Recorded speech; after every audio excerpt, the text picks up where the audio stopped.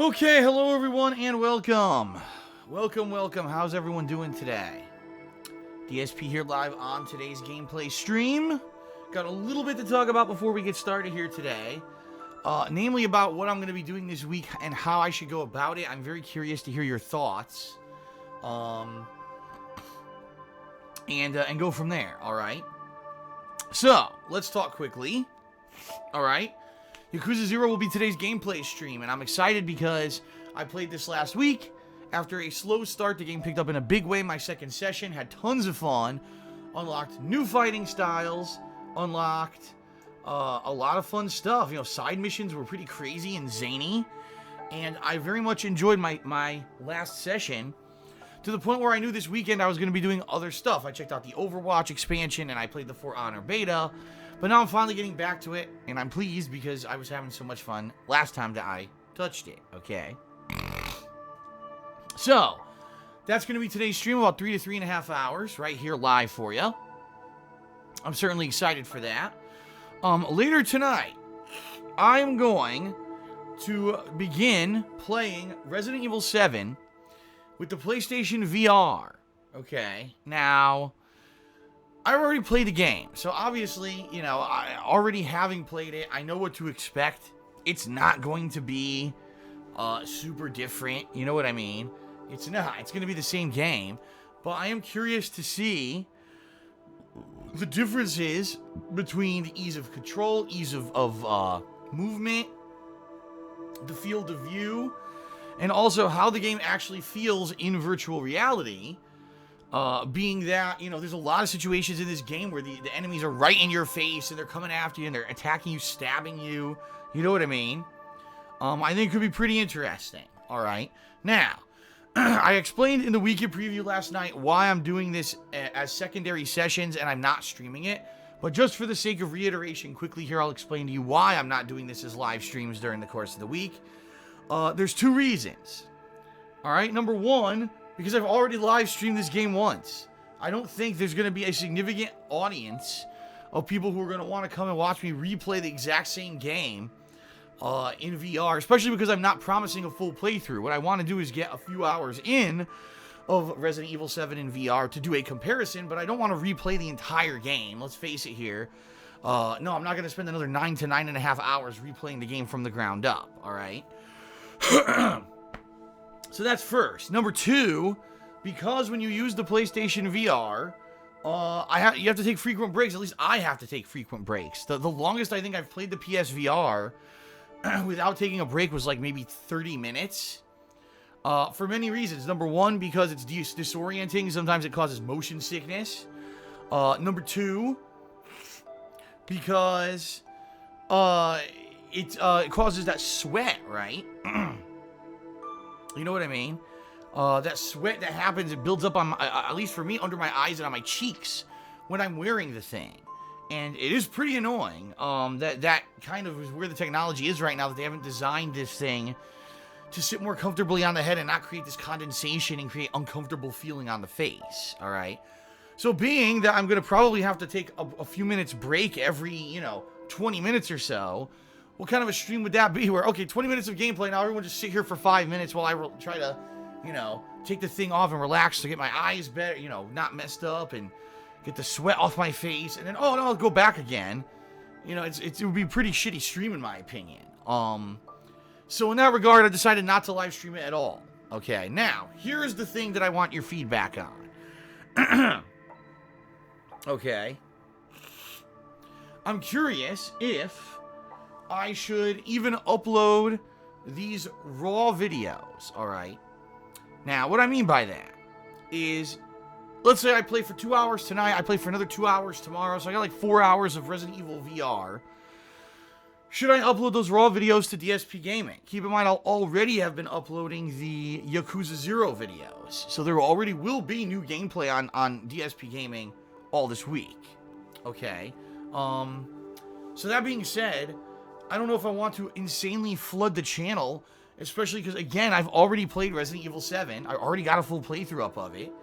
And I'm not even committing to doing a second playthrough of Resident Evil 7 with the VR. I just kind of want to do a comparison. So maybe what I should do is just save the videos and then end up using that footage for the edited video that I want to make for KO Gaming later this week? Or should I upload them anyway? What do you think? That's kind of the question I'm posing to everyone.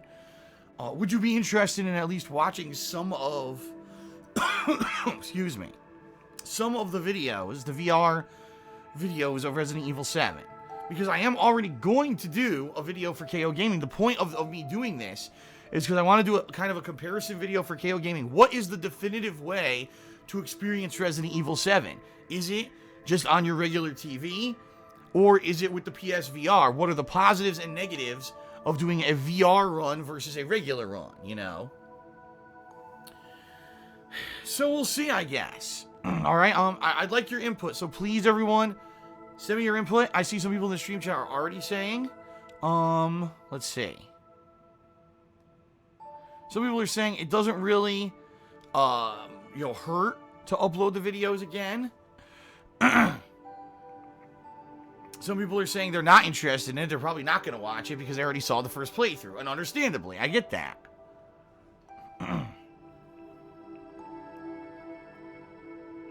Yeah, so it's a mixed bag, which is what I expected. I might even do an impromptu poll after today's stream over on Twitter and say, what do you guys think? Upload or not upload? All right, so we'll see. Hold on a second, let me get a sip of drink here.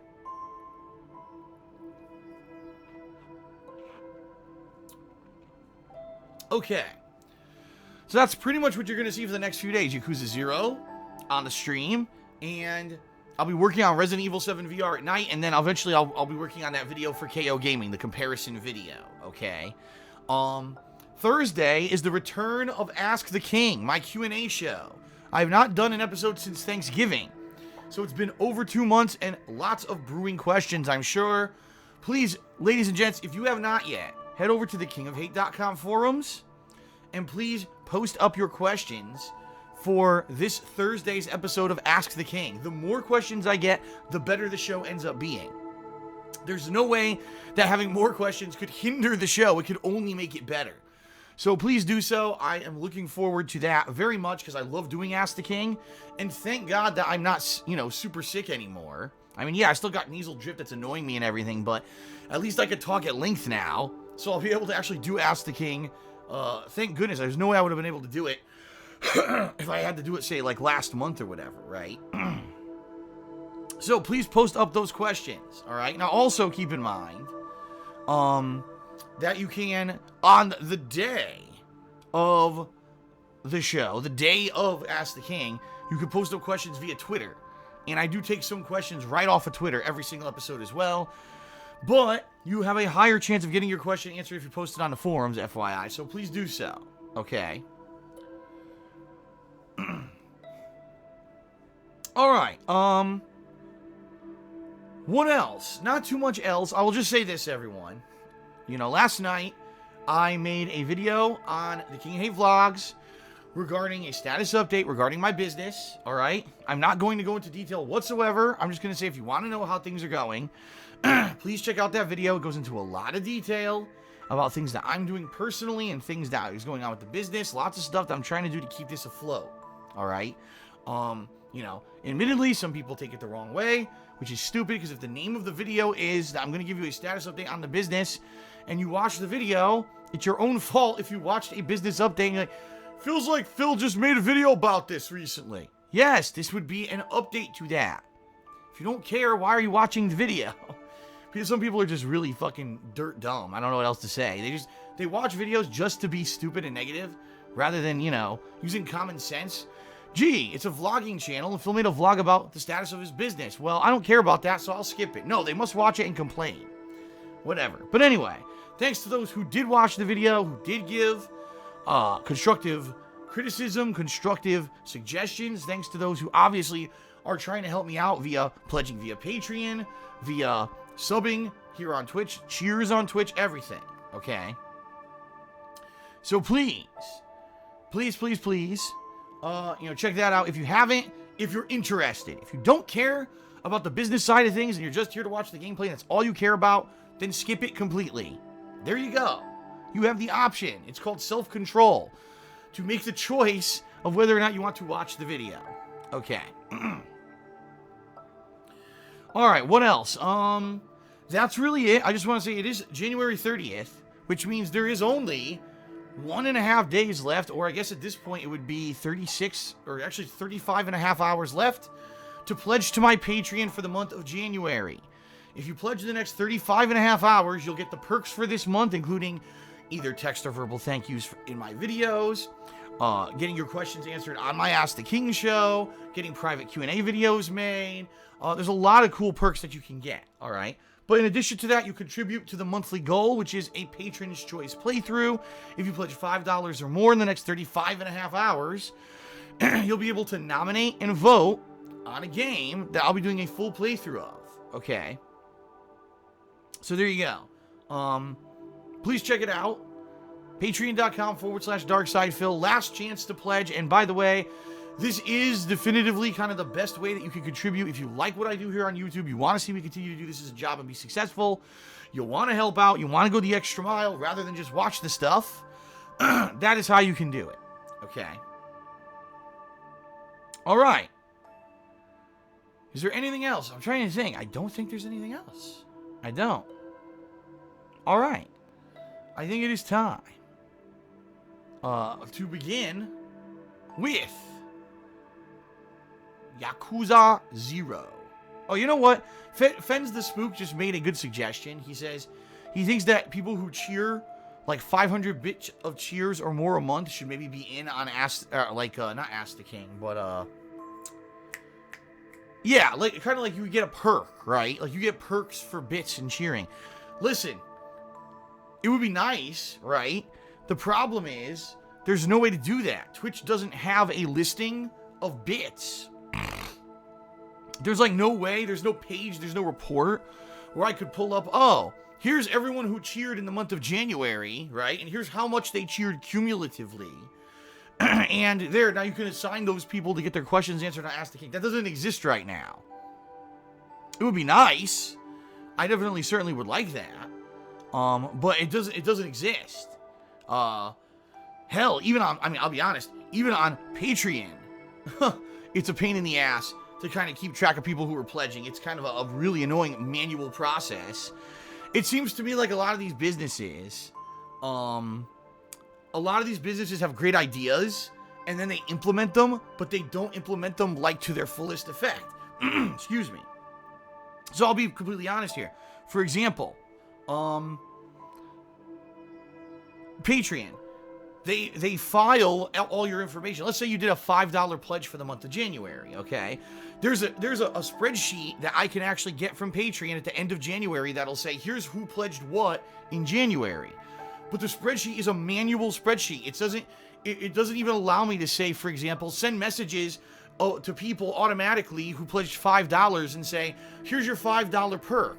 It doesn't allow me to go to the $20 patrons and say, please, here's where you can post up your questions for Ask the King. None of that exists. It's all completely manual.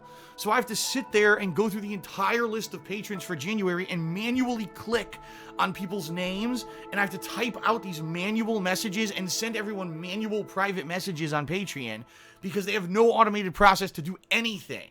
It's all manual work. It takes hours to do it. Okay?